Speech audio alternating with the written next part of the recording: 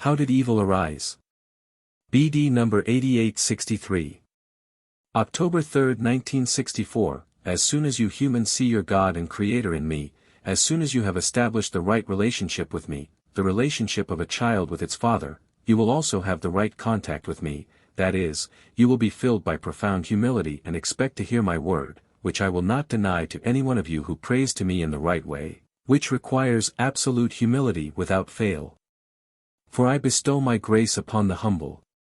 But you humans have to be receptive to my words. You must recognize every thought arising in you after heartfelt prayer as a reply from me, for then it will be impossible for you to think differently than it is my will, because I have given you the promise that you will only have to pray correctly to me, i.e. in spirit and in truth, so that I will listen to and grant your prayer. Nevertheless, you need not expect unusual results, such as audibly hearing my voice, but every thought arising in you after a heartfelt prayer is my answer, and then you will truly only have benevolent thoughts which cannot have emerged from any other source but from me. You must always bear in mind that I know when you think of me, and that you then cannot be affected by adverse thoughts. You ought to know that this attitude of yours towards me is pleasing to me and that I can then give to you what suits your maturity of soul, that I can express myself audibly which, however, is only rarely possible. But if I am able to express myself audibly then it will exclude all error, for then it will sound in you like a delicate little bell. You will be overjoyed if you can hear my voice like this. And then I will be able to convey revelations of profound wisdom to you and you can unhesitatingly believe such revelations. Only one thing has to be remembered, that the human being's intellectual considerations of such problems can lead him onto the wrong path, which provides the adversary with an opportunity to intervene, in which case he will in fact also hear a voice but it will not make him happy, instead it will trigger a mild sense of unease in him. And this voice will then solve the problem according to the human being's will. Therefore questions of this kind make it particularly necessary to first send an appeal for protection from error up to me above, because this appeal will protect him from the adversary's activity. Then he will make himself receptive to the answer which can be imparted to him from me directly, because his appeal displaces the adversary. And especially the question as to whether evil also came forth from me is still occupying you humans today as much as at the time of these revelations.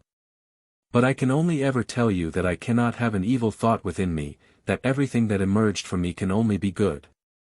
How, then, did evil come into the world? The explanation rests in the being's thinking ability. For this was free, thus it was able to voluntarily change the good thought transmitted by me to the being. And free will signifies the ability to develop in either direction. Hence evil was born out of free will. It did not previously exist but is a product of free will. It is, since its thinking ability did not impose any barriers on the being, a product of creation by the one who declared his power in opposition to me and my will, who therefore, since he was creatively inclined, also created evil, that it was his responsibility for bringing it into the world and thereby became a deceitful being. You always want to accuse me, the most perfect being, of evil, which could never have found room in me.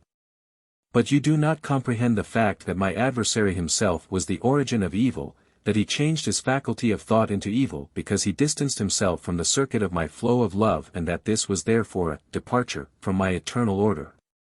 The fact that he, like I myself, was an independent being who was capable of changing and had changed the good thoughts I transmitted to him into the opposite of his own free will was the beginning of the sin against me, for I had given free will to all beings, I had endowed all beings with the faculty of thought.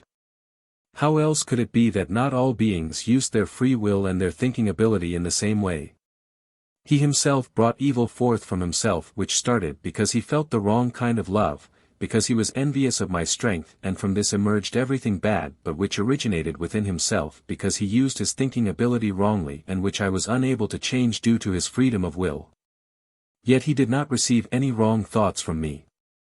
You must always consider that this being, Lucifer or the bearer of light, differed from the beings which are combined strength and will created, that I created an image of myself in him, a being whose nature was exactly like my own and to which I also gave the greatest power of creation, and which was also exceedingly good.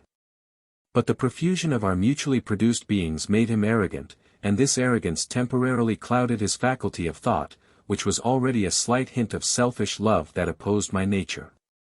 And therefore I say, whatever existed outside of me no longer existed in my order.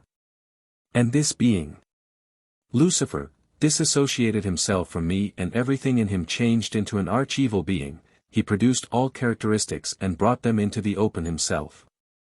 You can only ever state that he, being a power like myself, brought evil into the world, but not that evil is in me as well and that I had transferred it onto these beings. For the fact that non-fallen beings existed should convince you that the faculty of thought did not have to lead to the fall, but that my adversary had many means at his disposal in order to make his followers fall as well. Just the fact that I, as the highest being, was not visible to them, but that he shone in an abundance of light, and they acknowledged him as their God even though they were brightly enlightened.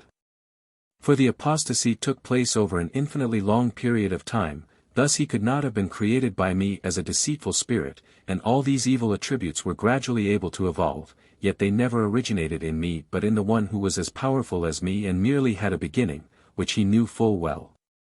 And thus evil, too, has had a beginning with the start of the spirit's apostasy from me.